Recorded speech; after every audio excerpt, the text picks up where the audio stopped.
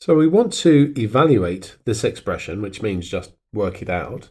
And of course, here we have to take BIMDAS into account, the order of operations.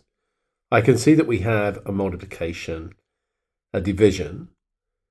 There's an addition and a subtraction. So clearly, first, we need to do the multiplication and the division, and then we'll do the addition and the subtraction. So let's start with the 3 times 20. Well, that's 60. Then we'll do the 18 divided by 6, which of course is 3. And then we're going to add the 7.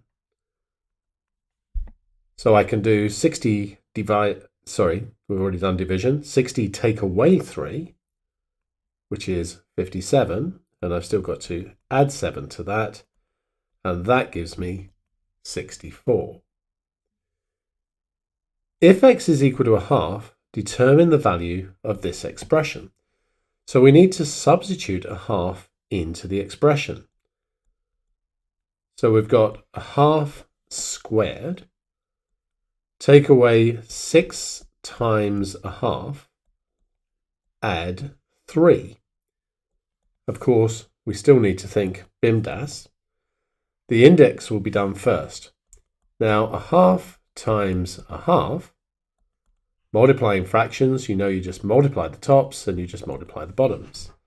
So that's going to give me a quarter. Then we're going to take away 6 times a half.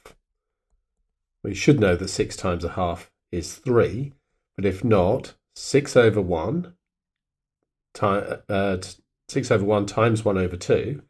6 times 1 is 6, 1 times 2 is 2, and 6 divided by 2 is 3.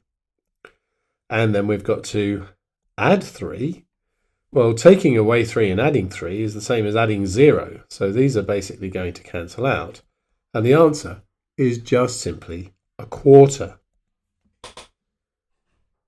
Now we want to evaluate this expression if a is 2, b is -3, and c is -4. So a is 2, so we start with 2 squared. Take away the square root of 3 multiplied by -3 multiplied by -4. Well, 2 squared is just 2 times 2, so that's 4. Now, under this square root, we've got a positive times a negative times a negative.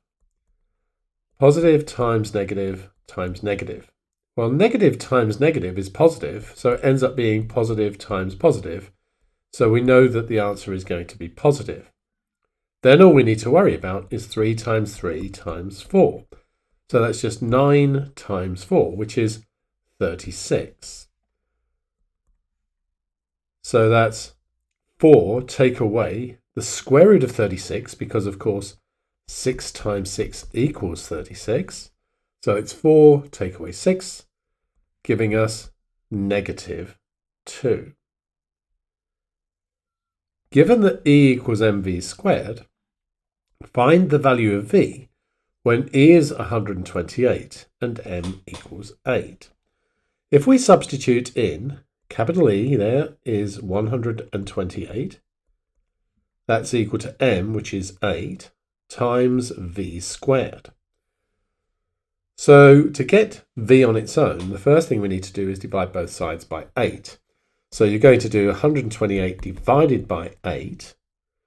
You can do that if you need to by just halving 128, halving again, and then halving again. Halving 3 times is the same as dividing by 8. Or, of course, you could have used a bus stop if you weren't sure and done 8 into 128. 8 into 12 goes once with a remainder of 4.